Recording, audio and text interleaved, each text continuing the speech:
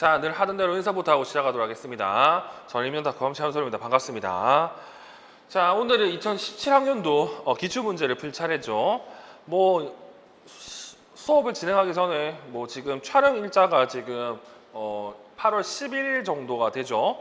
말로는 이제 돌아오는 목요일쯤 또는 다음 주쯤 해가지고 사전 TO가 나온다고 하니까 사전 TO를 보시고 본인이 시험 칠 지역을 정하시면 되고요. 늘 말씀드렸지만 사전 TO는 0이 아니면 됩니다. 그래서 사전 TO를 가지고 왈가왈부 할 필요는 없고 그냥 그걸 통해서 자신이 시험 칠 지역 정도만 눈여겨봐 주시면 될 것 같습니다. 자, 그러면 2017학년도 문제를 좀 보도록 할게요. 자, 문제를 풀기 전에 16년도에 뭐가 나왔는지 좀 보도록 하겠습니다. 보시면 상대적으로 책이 적게 나와요. 16년도 같은 경우에는 지금 보고 있는 이 행동수정 이론에 기초한 행동지원, 이게 2판이 이제 이때 나오고요. 그리고 이 지체장애 책, 지체장애 학생의 이해와 교육이라는 정동우 선생님이 대표 저자로 있는 이 책이 출간이 되었습니다. 그래서 이 책 기반으로 해서 이제 그 다음 해에 이제 시험 문제가 꽤 많이 나옵니다. 자, 그러면 17년도 문제를 좀 보도록 할게요. 17년도 문제 같은 경우에도 16년도 문제와 마찬가지로 특히 초등 같은 경우, 특히 유아 같은 경우에는 조금 생각을 해서 쓰는 문제가 좀 많았습니다. 이거는 결과론적으로 얘기할 수 있지만 제가 판단할 때에는 예를 들어서 특정 해에 새로운 강론이 안 나온다고 하면 좀 그런 느낌, 지금까지 나왔던 내용이 좀 심화하는 느낌으로 문제를 좀 내는 것 같습니다. 그래서 작년 16년도 그렇고 17년도 그렇고 문제가 좀 난이도가 있는 편이라고 생각하시고 해당 문제들을 살펴보시면 될 것 같습니다. 자, 그러면 유치원 교육과정 내용을 좀 보도록 하겠습니다.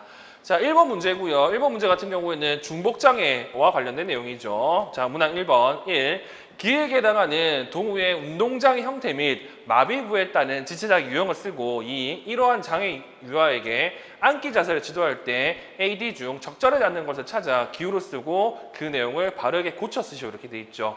일단 기억 내용을 살펴봅시다 이렇게 돼 있습니다. 네, 동우는 근긴장도가 높아서 팔다리를 모두 움직이기 어렵고 몸을 움직이려면 뻗치는 경우가 많다라고 돼 있죠.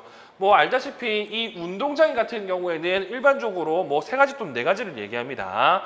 경직형, 그리고 운동장애형, 실조형, 아니면 운동장애형 같은 경우에도 하위 유형을 둬가지고 불스윙 운동형, 강직형, 이런 식으로 이제 나누잖아요. 일단 우리가 알고 있는 운동장애형과 그리고 마비부에 따른 지체장 유형을 쓸 수 있는 거는 경직형밖에 없습니다. 즉 경직형 편마비, 경직형 사지마비, 경직형 양마비밖에 없죠. 근데 지금 문제 내용을 본다고 하면 근긴장도는 없다라는 의미로서 경직형이라는 걸 알 수가 있고요. 그리고 팔다리 모두라고 했기 때문에 사지마비라고 생각하는 게 일반적입니다. 물론 양마비도 팔다리 모두 움직이기가 어렵습니다만 물론 추가적으로 좀 더 부연 설명이 있다고 하면 양마비라고 생각할 수도 있지만 현재는 그게 아니고 그냥 팔다리에 모두 어려움이 있다는 때문에 우리는 사지마비라고 할 수 있죠. 그래서 기억할 건 운동장애 형태와 관련된 하위용을 갖는 것은 우리가 알고 있는 경직형밖에 없다더라 이렇게 정도 생각하시면 될 것 같고요. 지금 박스 내용을 본다고 하면 여기 이러한 운동에 어려움이 있는 중복장애 학생들에게 앉기 자세를 지도할 때 적절하지 않는 걸 쓰라고 하는데 이 내용들 같은 경우에는 우리가 지체장애와 관련된 앉기 자세 지도 전략 내용으로 문제를 풀면 되겠죠. 늘 말씀드리는 게 기본적으로 우리가 수업 시간에 가장 일반적인 형태로는 어떤 자세로 수업을 듣냐면 앉는 자세로 수업을 듭니다. 그래서 대부분은 이 앉기 지도를 중요시 하고요. 이게 안 되면 당연히 대안적 앉기라고, 대안적 자세 지도라고 해서 쓰기라든지 눕기라든지 이런 게 이제 나오죠. 자, 이거 같은 경우에는 제가 늘 말씀드리는 것처럼 이 내용들 같은 경우에는 책마다 약간씩 다릅니다. 근데 제일 중요하게 생각하게 될 게 뭐다? 일단 대칭이 돼야 되고요. 그리고 균형 잡힌 자세가 되어야 됩니다. 그렇게 본다고 했을 때 눈에 띄는 내용이 뭐가 있냐면 여기 이 내용이죠. 자, 몸통은 좌우 대칭이 되도록 지지하고 어깨 관정은 활짝 펴 뒤쪽으로 향하게 한다.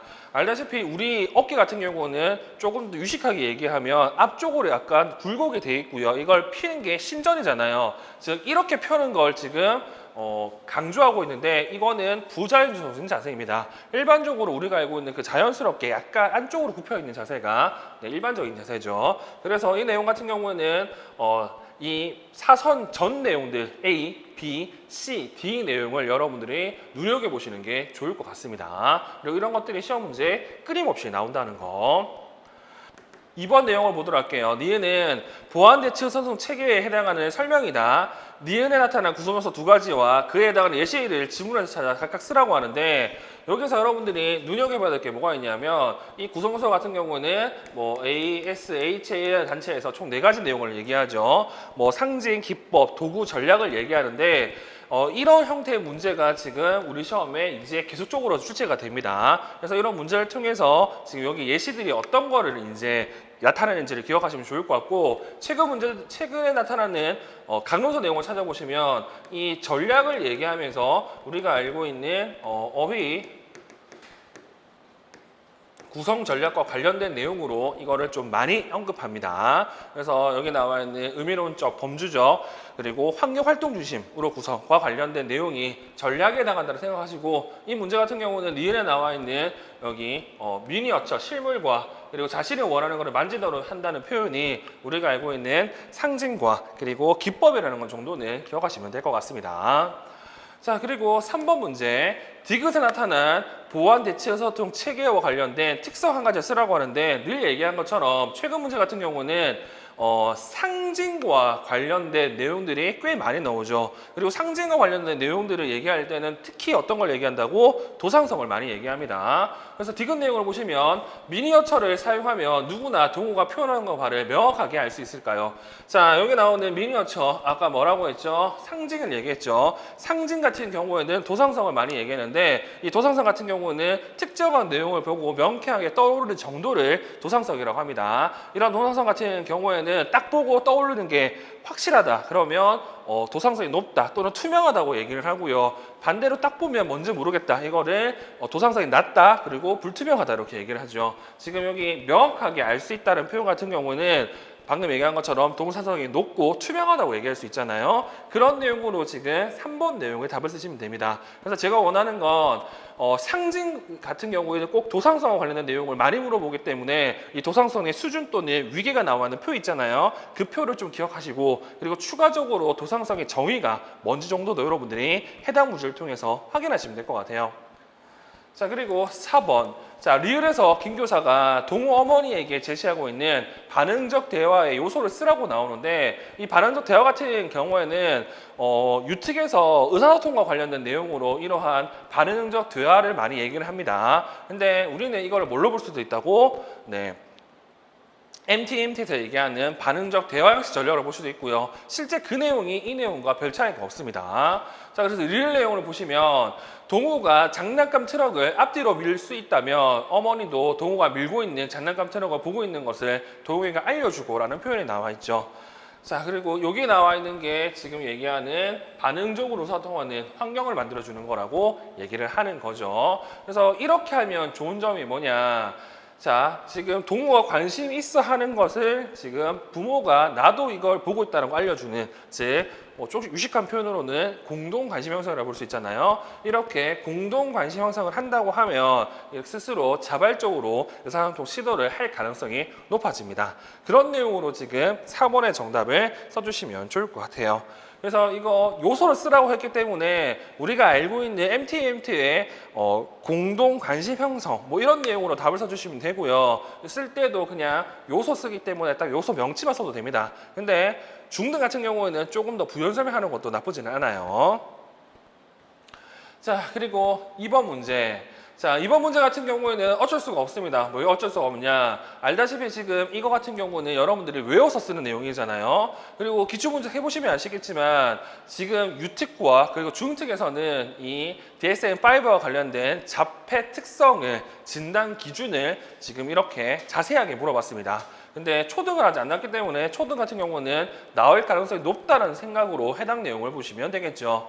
자, 일단 1번 문제를 보시면 DSM-5의 자폐 스펙트럼 장애 진단 기준에 근거해서 기획에 들어갈 특성 두 가지를 쓰라고 하는데 지금 이 문제 같은 경우는 정말 디테일하게 냈죠. 어떤 내용으로 냈냐. 여기 보시는 것처럼 자, 민수의 사회적 의사소통 특성을 아는 것이 중요하다고 얘기를 하고 그리고 또다시 나오는 게 제한된 반복 행동, 흥미활동을 이해하는 것이 필요하다고 얘기하면서 이 안에는 상독행동, 동일성에 대한 고집과 그 외의 것들이 있다고 얘기합니다. 실제로는 그 외의 것들을 쓰라는 게 이 문제죠. 그러니까 우리가 알고 있는 B와 관련된 1, 2, 3, 4 내용을 쓰라는 게 이 문제라고 생각하시면 좋을 것 같고요. 그래서 저 같은 경우에는 닭과 관련해서 뭐 2번, 3번, 4번 이런 내용들로 답을 써놨으니까 이 정도는 여러분들이 쓸 수 있도록 해야 됩니다. 그래서 제가 원하는 게 뭐다? 네.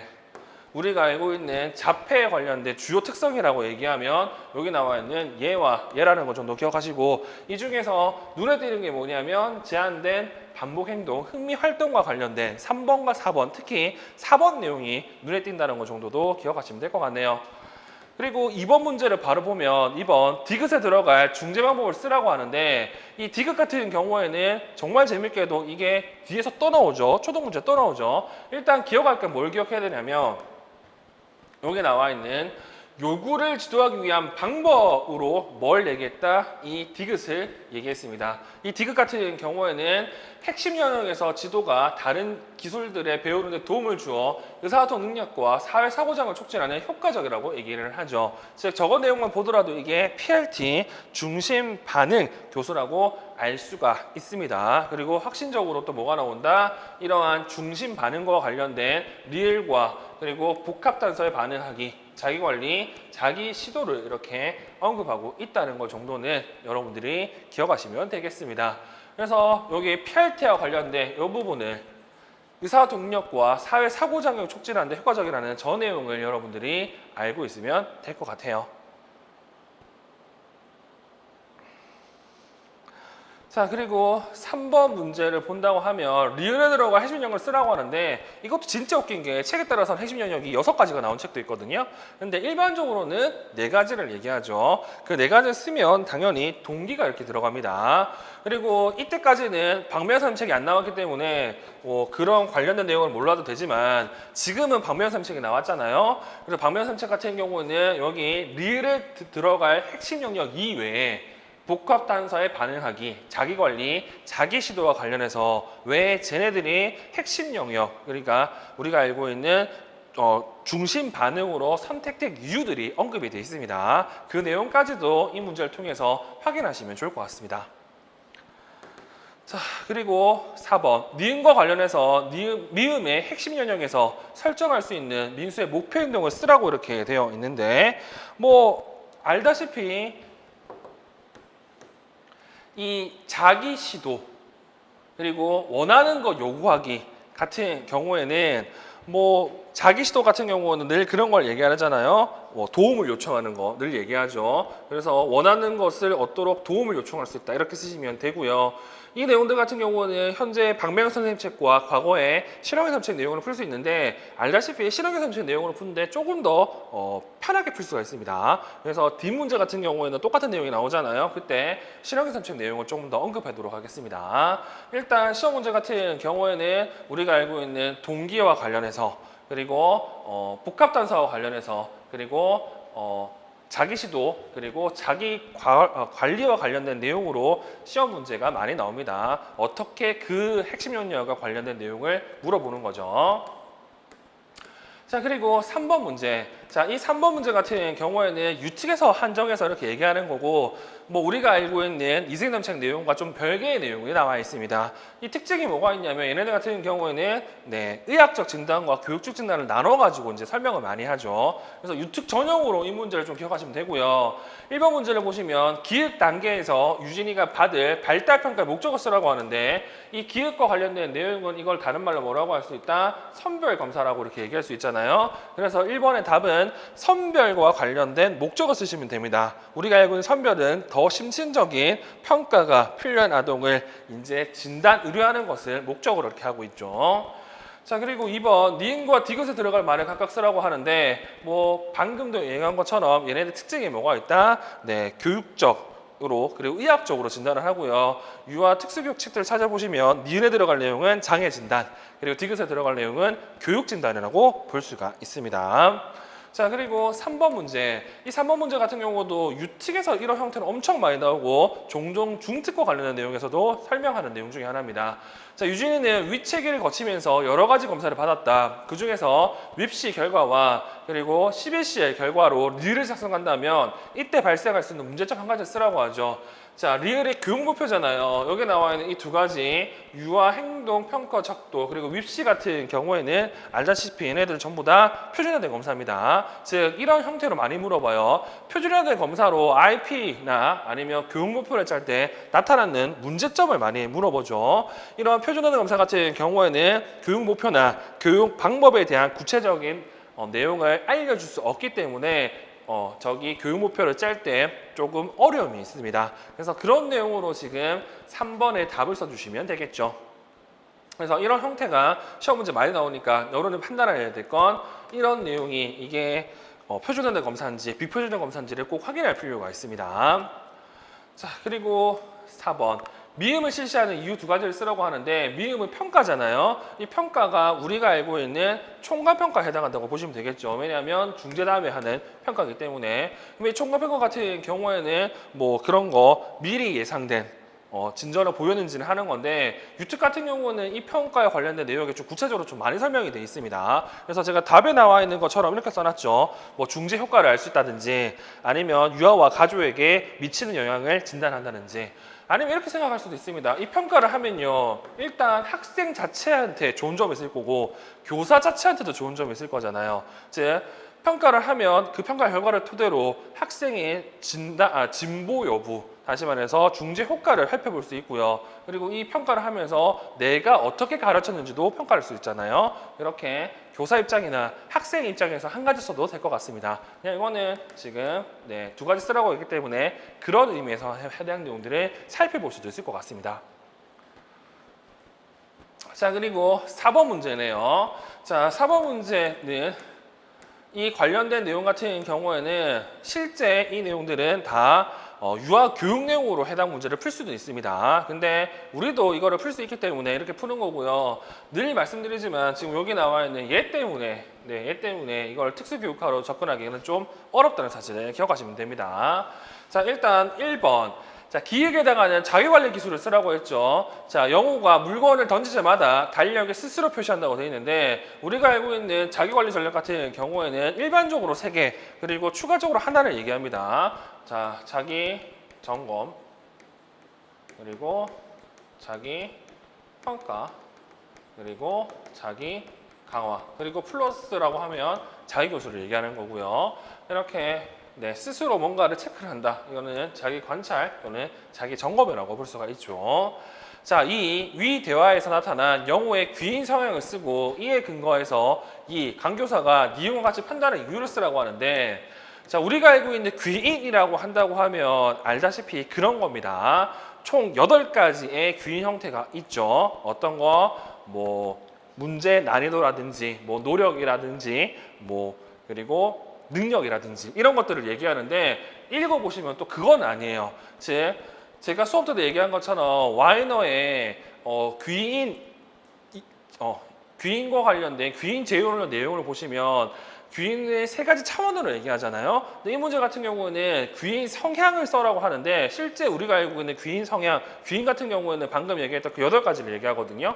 근데 귀인 성향을 쓰라고 하는데 내용을 읽어보시면 어떻다? 다 남탓하는 거죠. 이렇게. 그래서 이 남탓하는 것 같은 경우에는 뭐 우리가 알고 있는 3가지 차원 중에서는 어디에 해당한다고? 3가지 차원 중에서는 외적 통제 소재에 해당하기 때문에 답을 외적 손전에서 써놨습니다. 근데 실제로는 이 문제 같은 경우에는 귀인과 관련된 3가지 차원으로 물어봐야 이 내용을 정확하게 쓸 수 있다는 것 정도는 기억하시면 됩니다. 이때만은 정확하게는 특수교육학 기준으로. 그래서 우리가 알고 있는 뭐 안정하냐 그리고 누구 책임이냐 뭐 이런 거 있잖아요. 통제 가능하냐 이 3가지 차원의 지금 이 문제에서는 귀인 성향이라고 얘기하고 자, 니은과 같이 판단의 이유를 써놨는데 니은은 영어에게 바로 적용하기는 어려울 것 같아요. 여기 나와 있는 자기가 붙어 있는 애들 같은 경우에는 소위 말해서 자기 통제 기술이라고도 얘기합니다. 이 자기 통제 기술 같은 경우는 스스로 뭐가 있어야 된다고? 뭔가를 해결하려는 의지를 가지고 있어야 돼요. 근데 얘 같은 경우에는 나는 그럴 생각이 없는데 옆에서 가르쳐 주는 거잖아요. 그러면 당연히 효과가 없겠죠. 제가 늘 얘기하잖아. 살을 빼거나 이렇게 술, 담배를 끊으려고 한다고 하면 의지가 있어야 끊지.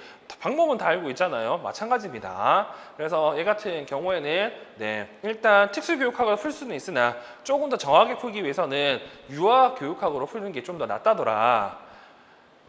자, 그리고 3번 강교사가 대화를 근거로 디귿에 해당하는 인지적 중재 기법을 쓰라고 하죠. 자, 얘 같은 경우에는 이렇게 누적된 실패 경험이 있습니다. 이러한 누적된 실패 경험을 어떻게 성공 경험을 통해서 귀인을 바꿀 수 있다고 얘기를 하네요. 이걸 뭐라고 한다? 귀인 저율 이렇게 얘기를 하죠. 그래서 제가 수업 때도 얘기한 것처럼 이 문제 같은 경우는 얘를 기억하셔야 됩니다. 일단 학생이 뭔가 과제를 실패했어요. 이거를 어떤 쪽으로 귀인을 돌려야 된다고? 이거는 바꿀 수 있는 노력으로 돌려야 되고요. 그리고 과제를 성공했다고 하면 이거는 바꿀 수 없는 능력으로 돌리는 게 이 괴인 재훈련의 핵심이라는 것 정도 여러분들이 기억하시면 됩니다. 그래서 여기 나오는 것처럼 이렇게 누적된 실패 경험에서 비롯한 것이 있으므로 성공 경험을 통해서 아는 게 성공 경험을 주기 위해서 노력을 하잖아요. 이 노력에 대해서 이렇게 귀인을 해버리면 학생이 여기 나와 있는 것처럼 문제 행동을 적게 할 거라고 얘기하는 거죠. 자, 그리고 5번 문제를 좀 보도록 하겠습니다. 자, 5번 문제 내용을 보시면 1. 기획에 조음 오류 형태를 쓰라고 나와 있죠. 제가 수업 때도 얘기했죠. 이 조음 오류 형태와 뭘 구분해야 된다고? 음은 오류 형태를 구분하셔야 되고요. 조음 오류 형태 같은 경우에는 4가지밖에 없습니다. 무슨 4가지? 청과 대치 그리고 왜곡, 생략밖에 없죠. 이 중에서 기억 내용을 쓰면 되고 기억 같은 경우에는 사탕을 타탕, 참새를 참새, 풍선을 풍선이라 하기 때문에 이거는 누가 보더라도 내가 알고 있는 음으로 바꿔서 얘기하는 거잖아요. 그래서 이거는 대치라고 볼 수 있습니다. 그리고 2. 니은에 해당하는 유창성 장애 유형을 쓰라고 하는데 이 문제 같은 경우는 그 전에 제가 말씀드린 것처럼 언어장애 유형이라서 말아먹은 문제가 있잖아요. 그래서 조금 더 구체적으로 물어봤죠. 자, 니은 말이 너무 빨라서 발음이 뒤섞이고 심지어 말소리 위치를 바꾸는 실수를 자주 해서 무슨 말을 하는지 잘 못 알아듣겠어요. 자, 우리가 알고 있는 유창성 장애 같은 경우에는 예전 책에서는 유창성 장애 이꼴 말더듬이라고 했습니다. 근데 요즘 같은 경우에는 말더듬이랑 뭐가 있다? 속화 또는 말 발음증이 있잖아요. 그래서 이 문제 같은 경우는 당연히 이 속화, 말 발음증을 얘기하는 거고 고성책 같은 경우는 이 말더듬과 속화의 차이점이 언급이 되어 있습니다. 어떤 게 언급이 되어 있다? 뭐 속화 같은 경우는 긴장이나 이러한 두려움 같은 게 느껴지지 않는다. 이런 내용들이 나오죠. 그런 내용들을 여러분들이 기억하시면 됩니다. 자, 그리고 3번 민규가 디귿 행동하는 이유를 쓰라고 하는데 자, 디귿 말을 할 때 얼굴을 찌푸리기도 하고 아래 입술을 심하게 움직이기도 해서 라고 말이 들어 있습니다. 자, 지금 민규 같은 경우에는 말더듬이 있다고 얘기를 하면서 릴 같은 행동을 한다고 해요. 이 릴 같은 행동을 뭐라고 한다? 우리가 알고 있는 탈출 행동이라고 하죠. 이 탈출 행동 같은 경우에는 말더듬에서 빠져나오기 위해서, 즉 탈출하기 위해서 하는 행동들입니다. 그래서 우리는 여기 나와 있는 이 디귿의 구체적인 예 정도도 여러분들이 기억하시면 좋을 것 같습니다. 그리고 재밌게도 이 같은 경우에는 우리가 알고 있는 반니퍼가 얘기했던 여기 천천히 부드럽게 말하기 이런 기법도 언급이 돼 있잖아요. 그래서 이런 내용들 같은 경우도 여러분들이 알고 있으면 될 것 같고요. 그리고 4번 이거 같은 경우에도 늘 물어보는 문제잖아요. 특히 리을에 해당하는 청각기술 단계 청학기술 같은 경우는 총 4가지가 있고 릴 같은 경우는 심부를 하기 때문에 뭔가 듣고 자기가 이해한 걸 하는 거잖아. 릴 같은 경우에는 음의 이해라고 볼 수가 있죠. 릴 같은 경우에는 음의 확인과 음의 이해에 관련된 구체적인 예시를 좀 기억하라고 말씀드렸습니다. 자, 그리고 이 어음 처리기 사용 시 주의해야 할 사항을 고려해서 미음과 같은 행동이 나타나는 이유를 쓰라고 하는데, 미음 너무 시끄럽고 무슨 말인지 안 들린다고 했어요. 머리도 어지럽다고 해서 어음 처리기를 떼어 버렸어요. 자, 우리가 알고 있는 어음 처리기 같은 경우에는 제가 903책에서 그런 말을 했습니다. 903책 기준으로 본다고 하면 얘 같은 경우 먼저 해야 될 건 매핑을 해야 되고, 이 매핑의 특징이 있었죠. 이 매핑 같은 경우에는 개별화를 해야 된다고 말씀드렸고, 그리고 이거 최신화를 해야 된다고 말씀을 드렸습니다. 지금 이 문제 같은 경우에는 개별화와 관련 있는 내용이죠. 그래서 뭐 똑같은 뭐 감각신경성 또는 뭐 후미로성 또는 뭐 미로성 청각장애가 있다고 이제 얘기를 하더라도 사람마다 들을 수 있는 이 주파수가 다 다르기 때문에 그 각 주파수에 따른 C레벨과 T레벨을 맞추는 매핑을 해야 됩니다. 그래서 매핑의 특징을 여러분들이 이 문제를 통해서 기억하시면 좋을 것 같고, 매핑 같은 경우에는 개별화가 중요하고 그리고 최신화가 중요하다는 것 정도는 여러분들이 알고 있으면 될 것 같네요. 자, 그리고 6번 문제이고요. 이 6번 문제 같은 경우에도 지금 내용을 보시면 얘가 다운이라고 얘기했는데, 실제로 본다고 하면 특수교육학 내용보다는 유튜브 문제들이 꽤 많습니다. 그래서 우리가 봐야 될 건 2번과 4번 내용이고요. 2번 같은 경우에도 유아 특수교육에 나와 있는 내용이죠. 나에서 강교사가 적용한 교수 원리를 쓰라고 하는데, 자, 니은 이렇게 돼 있습니다. 지혜가 잘하는 음악을 활용해서 교육하는 거, 이거 강점 활용의 원리라고 이제 얘기를 하고요. 그리고 4번 같은 경우에도 유아가 자주 기술을 성공적으로 수행할 때 더불어 발달하는 닐에 들어갈 심리학적 용어를 쓰라고 하는데, 이 같은 경우에도 뭐 유아 특수나 유아 교육에서 나온 내용이고, 이거 자아 존중감이라고 얘기를 합니다. 이런 것들이 지금 시험 문제 나왔다는 거 정도 여러분들이 기억하시면 됩니다.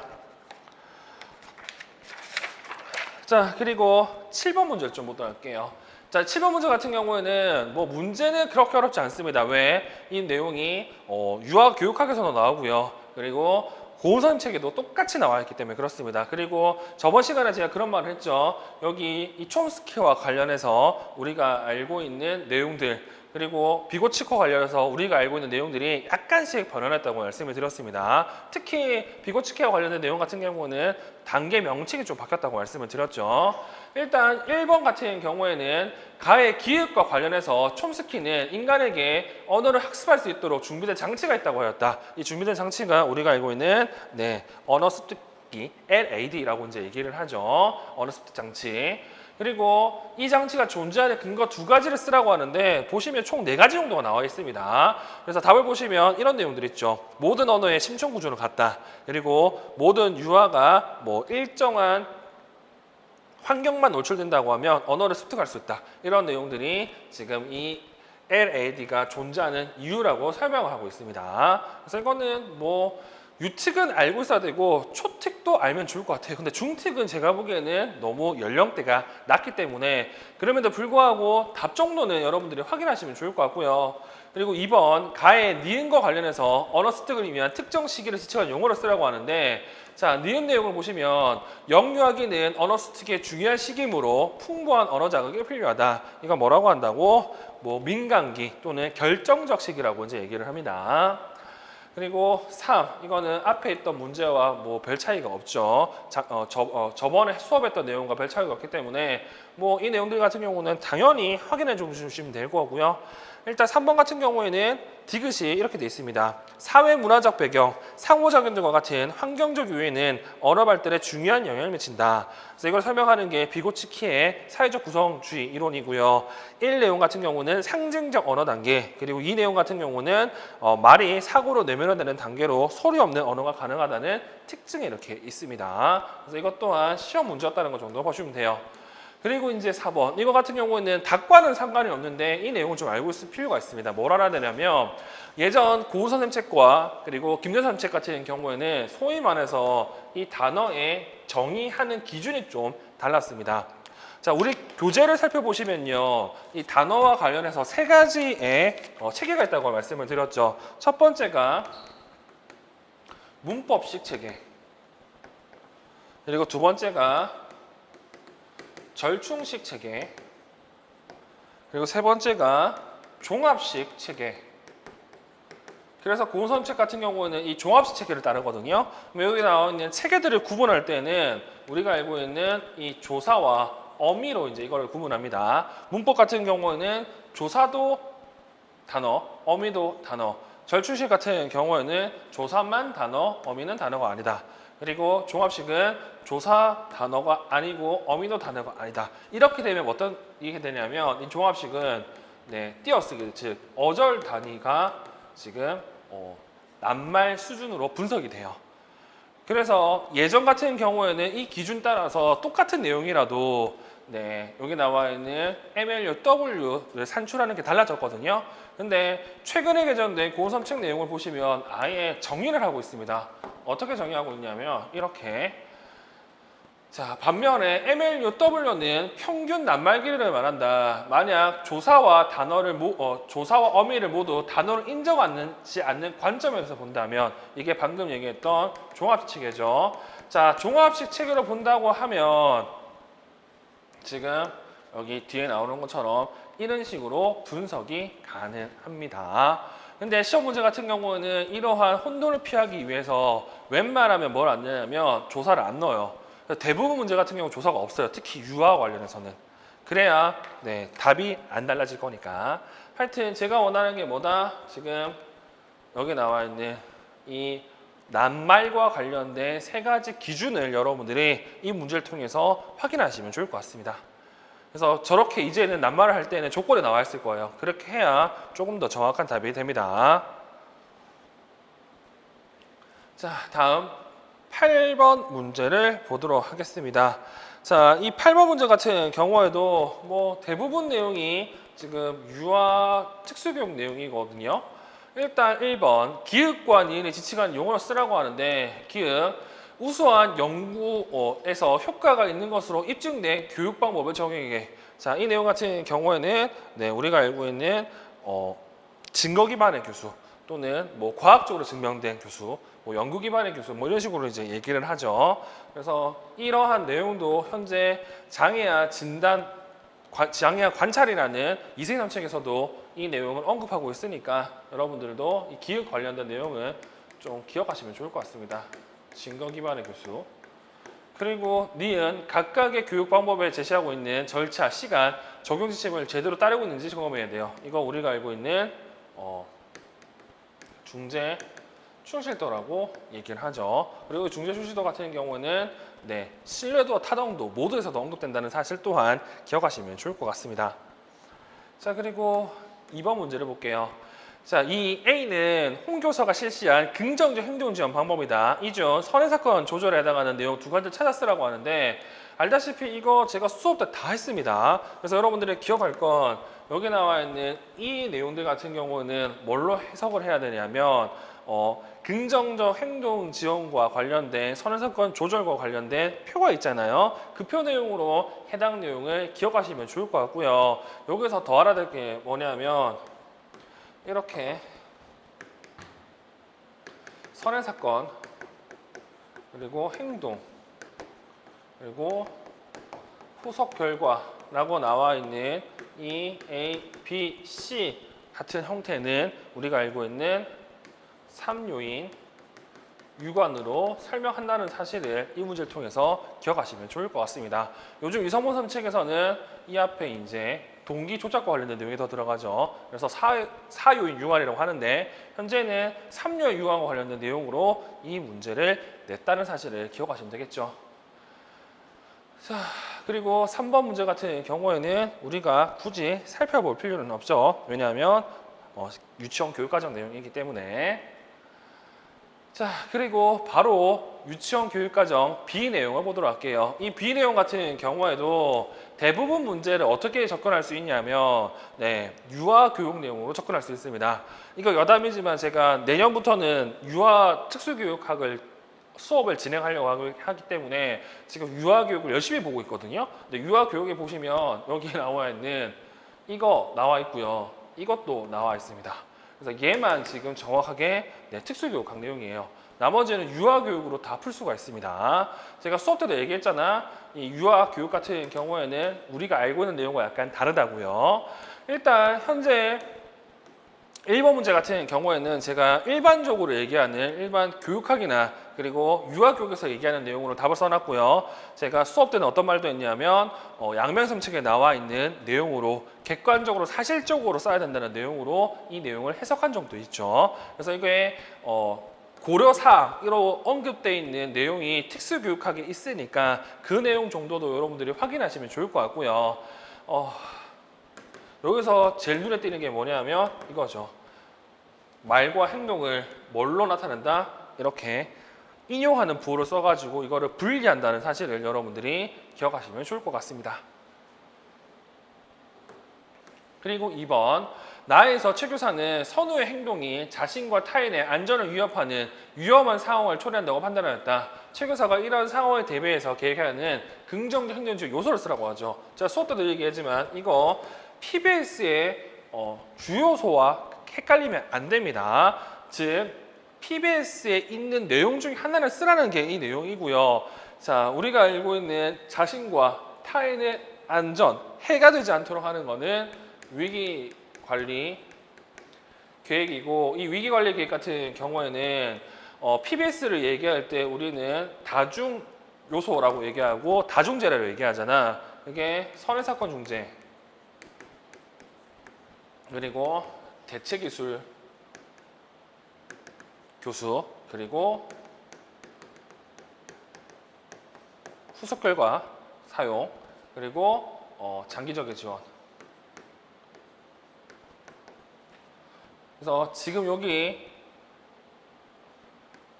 나와 있는 위기관리 교육은 후속 결과와 관련된 내용이라고 말씀을 드렸고요. 아니면 학교 차원의 SW, PBS라고 본다고 하면 어떻게 볼 수도 있다? 이 같은 경우에는 3단계, 3차 예방과 관련된 내용으로도 위기관리 계획을 볼 수가 있습니다. 그래서 PBS를 얘기할 때 그리고 SW PBS 얘기할 때 위기관리 계획이 어떤 카테고리에 속하는지를 여러분들이 기억하시면 좋을 것 같습니다. 그리고 3번 문제 같은 경우에는 이거 특수교육화로 풀면 엄청 헷갈립니다. 왜 그러냐? 특수교육화 같은 경우에는 여기 나와 있는 문제행동이 일시적으로 증가하는 이거를 양면섬책 같은 경우에는 이거를 소구 저항으로 보잖아요. 근데 대부분 우리가 알고 있는 책들 같은 경우는 이렇게 문제행동의 증가 그리고 빈도가 늘어나는 걸 소구 폭발로 봅니다. 특히 이 문제 같은 경우는 이 부분을 이제 물어보는 것 같은데, 근데 이게 지금 양면의 섬책 내용 때문에 헷갈리기 때문에 그걸 접근하면 어려워요. 그래서 이 문제 자체를 뭘로 봐야 된다고? 그냥 유아교육학 내용을 본다고 하면 이거 같은 경우는 그냥 소고 폭발로 끝납니다. 그래서 그런 관점에 따라서도 답이 달라진다는 정도는 좀 기억하시면 좋을 것 같고, 그리고 여기 나와 있는 2번 내용이 제일 중요합니다.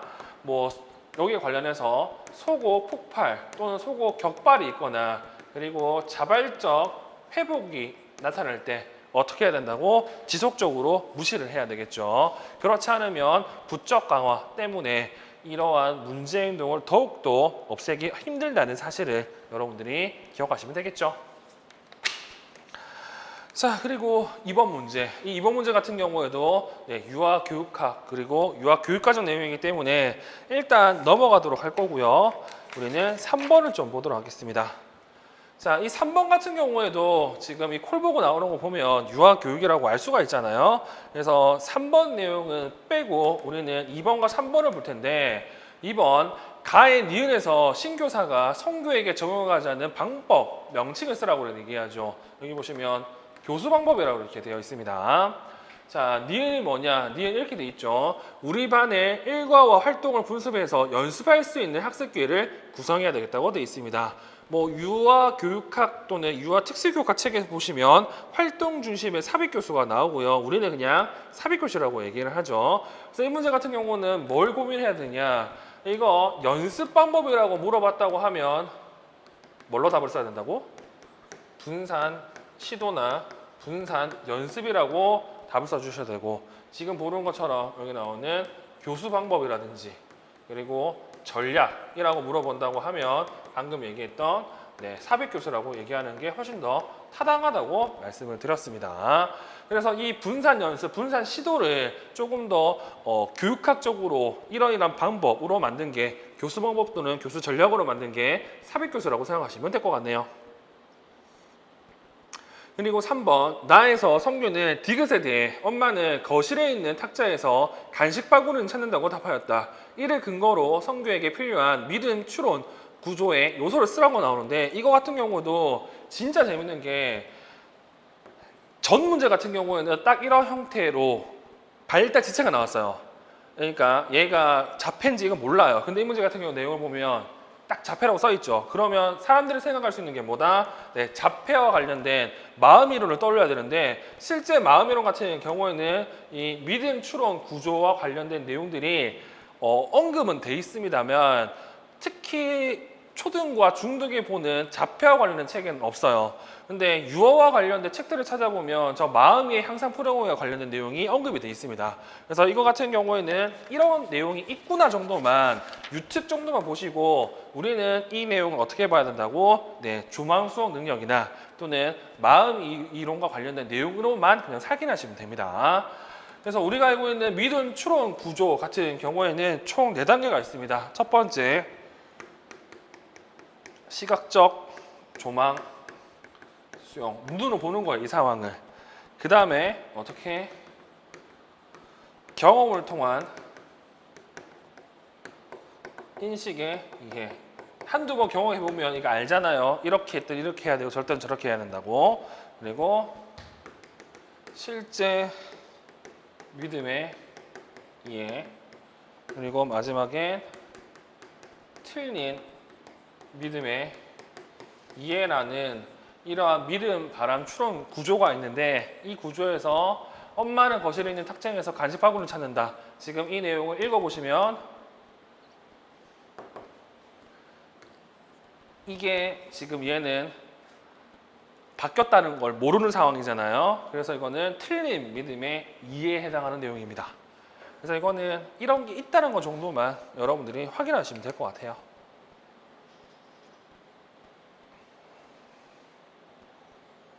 됐죠? 그래서 실제 조망 수억 능력과 마음 이해는 종이 한 장 차이 차이가 있는데, 유특은 이거를 좀 구분할 필요가 있지만 초특과 추특 같은 경우는 굳이 이거를 구분할 필요는 없습니다. 됐죠? 일단 이거는 유특 한정에서 이러한 단계가 있다는 사실 정도는 알고 있으면 될 것 같고요. 다음 4번 문제를 보도록 할게요. 자, 4번 문제 같은 경우에도 지금 1번 내용 같은 경우는 유치원 교육과정 때문에 넘어갈 거고, 2번을 볼 텐데, 2번 가를 참고해서 나의 니은 디귿에 적용한 보편적 학습 설계 원리를 각각 쓰라고 하죠. 가 내용을 보시면 얘 발달 지체고 언어 발달 지체인 뇌전증을 가지고 있다고 얘기하면서 3-4개 단어로 된 간단한 문장을 이해한다고 합니다. 그리고 그림카드 제시 또는 지적하기로 자신의 의사를 표현한다고 이렇게 얘기를 하죠. 지적하기. 됐죠? 제시하기 동을 통해서. 그래서 니은, 디귿 내용 보시면 니은 교사의 질문에 그림카드로 대답한다. 보통 일반적으로는 질문을 대답을 뭘로 해야 된다고? 구어로 해야 돼요. 근데 이걸 못하기 때문에 다른 방법을 쓰는 거죠. 이거 뭐라고 한다고? 다양한 방식의 행동과 표현수단 제공이라고 하면 되고요. 그리고 디귿, 주인을 위해 동화 내용을 4장면으로 간략화한 그림 동화 자료를 제시한다. 원래라면 엄청 긴 내용을 줘야 돼. 근데 얘는 3가지, 4가지밖에 이해를 못하기 때문에 어떻게 한다고? 저렇게 그림으로 된 걸 주는 건 다양한 방식의 표상을 제공하는 거죠. 그래서 늘 얘기했던 게 인풋, 아웃풋, 동기와 관련된 내용으로 해당 내용을 찾아보는 것도 편한 방법 중에 하나라는 것도 말씀을 드렸습니다. 자, 그리고 3번. 자, 나의 리을에서 교사가 취할 행동으로 적절하지 않는 것 2가지를 A2에서 찾아 뒤로 쓰고 그 내용을 각각 바르게 고치라고 이렇게 되어 있습니다. 자, 일단 이게 뇌전증이 있고요. 그래서 경련이 일어나면 적절히 대처한다고 되어 있는데 이 뇌전증도 소위 말해서 하유형이 다 다르잖아요. 근데 내용을 딱 보니까 이거 의식을 읽는 유식한 표현으로 전신, 긴장성, 간대성, 발작을 보인다는 걸 확인할 수가 있죠. 그래서 여기 나와 있는 이 내용들 같은 경우에는 여러분들이 당연히 잘 기억해 두시고 여기서 제일 문제가 되는 게 이겁니다. 어떤 거? 입안에 뭔가를 넣어야 되냐 말아야 되냐. 그 같은 경우는 책마다 다르다고 말씀드렸죠. 그래서 아동이 스스로 호흡을 한다고 하면 당연히 건들 필요는 없습니다. 근데 만약에 호흡이 불가능하다고 하면 여기 나와 있는 호흡하기 위해서 이물질 제거나 기도를 확보하기 위해서 뭐 입에 뭘 넣는 거나 뭐 혀를 잡아주는 거 정도는 맞는 내용으로 보시면 될 것 같고요. 일단 이런 것들이 지금 시험 문제에 답이 된다는 것 정도도 기억하시면 되겠죠. 그래서 이런 형태가 지금 시험 문제 꽤 많이 나왔습니다. 자, 그리고 5번 문제를 보도록 할게요. 자, 5번 문제 같은 경우에도 전체 다가 유아 교육학 내용이거든요. 그리고 복고 관련된 내용이 나오고, 그래서 이거 같은 경우는 제가 확인할 필요는 없을 것 같고요. 그리고 6번 문제 같은 경우에도 이것도 뭐 IP가 나와서 그렇지만 뭐 유아 교육에서도 이런 행동 목표를 얘기하기 때문에 행동 목표를 풀어도 되고요. 아니면 초특과 중특 같은 경우에는 우리가 알고 있는 목표와 이름과 그리고 상황과 조건 그리고 행동, 기준 이 내용으로 문제를 접근하시면 됩니다.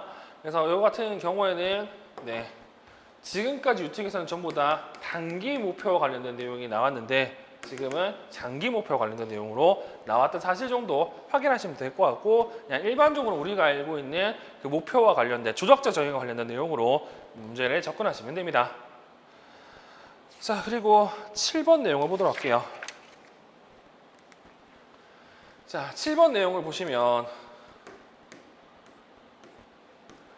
1. 가의 기획에 해당하는 교사의 발화유도 전략을 쓰고 2. 전략을 사용해서 니은 상황에서 교사가 할 수 있는 적절한 발화 예시를 쓰라고 이렇게 나와 있죠. 자, 우리가 알고 있는 이 발화 유도 전략 같은 경우에도 제가 저번 시간에 얘기한 것처럼 고은 선생님 책 내용이 좀 많이 바뀌었기 때문에 관련된 카테고리를 좀 무조건 바꿔주셔야 되고요. 일단 기획 내용을 보시면 이렇게 돼 있습니다. 교사가 유아 입장에서 유아가 하고 있는 행동을 말로 표현하는 방법, 즉 교사가 자신의 행동을 얘기하는 게 아니라 유아의 행동을 얘기하는 거죠. 그래서 이걸 어떻게 한다고? 평행적 발화기법이라고 얘기를 하고요. 그리고 이 전략을 니은 상황에서 한다고 하면 뭐 어떻게 해야 된다고? 교사가 학생이 하는 행동을 얘기해 주시면 됩니다. 바구니에 공을 넣고 있으니까 뭐 바구니에 공을 넣어요. 이런 식으로 얘기해 주시면 정답이 됩니다. 그래서 올해는 개인적으로 이 바뀐 부분과 관련된 내용이 유특이든 초특이든 중특이든 간에 나오지 않을 거라고 생각하니까 우리가 알고 있는 그 교정도 피드백과 관련된 제가 들었던 자료 내용을 여러분들이 기억하시면 좋을 것 같습니다. 자, 그리고 2번 나의 디귿과 리를 해당하는 언어교육 방법을 각각 쓰라고 하는데 이 언어교육 방법 같은 경우도 유아교육에 나와요. 근데 하필이면 고은섬책 내용이 나오죠. 이 고은섬책 같은 경우는 이 요즘에 새롭게 개정된 내용을 본다고 하면 이렇게 문자 언어 지도 방법을 해가지고 상향식과 하향식이라는 내용이 나오는데 이 내용들을 읽어보시면 우리가 학습장에서 배웠던 단어 인지 관련된 내용으로 이걸 해석도 가능하거든요. 그래서 상향식 모델이 있고 하향식 모델이 있어요. 자, 상향식 같은 경우는 가장 작은 단위로부터 올라가는 방식으로 처음에는 단어를 보고 문단을 보고 전체 줄거리를 파악한다. 이게 상향식이고요. 하향식 같은 경우는 글 전체의 언어적 요소보다는 글이 포함하고 있는 맥락에 의존한다 하면서 의미를 가르치고 그 다음에 읽게 만드는 형태죠. 그래서 이게 상향식과 하향식이라는 겁니다. 그리고 이 문제와 관련한 내용이 또 뭐가 나오냐면 언어 교육 프로그램을 해가지고 고은선책 같은 경우는 총 4가지 유형이 나와요. 첫 번째 반응 중심 접근법, 두 번째 총체적 언어 접근법, 세 번째 문학적 접근법, 그리고 언어 경험적 접근법, 균형적 접근법. 이 중에서 문학적 접근법 빼고 고은선책에서는 총체적 언어 접근법, 언어 경험 접근법, 균형적 접근법, 발음 중심 접근법이 언급이 되어 있고요. 그리고 이 문제 말고 뒤에 나오는 문제를 살펴보시면 서로 비교하는 문제가 나오잖아요.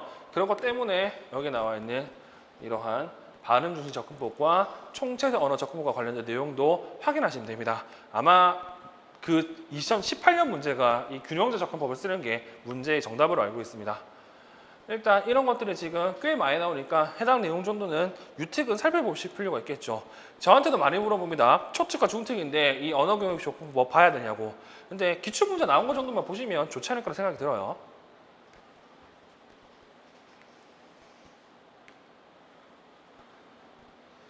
자, 그리고 3번. 나의 A에서 민호의 특성을 고려할 때 7교사의 의사소통 지도 방법으로 적절하지 않는 내용 두 가지 쓰라고 하는데 지금 A 내용을 보시면 틀린 내용들이 보이죠? 어떤 거, 뭐 민호의 말을 대신해 줘야 된다든지 아니면 잘못된 발음을 반복적으로 지적해서 연습하게 한다든지 이런 내용들이 틀린 내용이 되는데 아까도 본 것처럼 요즘 같은 경우에는 포인트가 뭐다? 자연적 언어 패러다임. 이게 좀 큰 의사소통을 지도할 때 방법 중에 하나거든요. 그래서 이거는 뭐 자연주의적이라고 얘기를 하는데 늘 얘기했지만 이 안에 뭐가 들어있다? MT, EMT가 들어있어요. 그래서 요즘에서는 자연스러운 환경에서 아동의 흥미와 관심을 이용해서 기능적인 언어를 지도하는 게 포커스입니다. 그런 측면에서 본다고 하면 당연히 방금 얘기했던 내용들은 다 틀린 내용이 되겠죠. 그래서 여기 나와 있는 자연스러운 환경에서 흥미와 관심을 이용해서 기능적으로 의사소통을 지도한다는 요즘에 많이 언급되는 자연적 언어 패러다임 또는 자연적 중재 관련된 내용을 여러분들이 기억하시면 좋을 것 같습니다. 자, 그리고 8번 문제. 8번 문제 같은 경우에도 보시면 아시겠지만 유아 교육과정과 유아 교육학 내용이기 때문에 넘어갈 거고요. 조금 쉬었다가 우리는 초등 교육과정 A 내용을 보도록 할게요.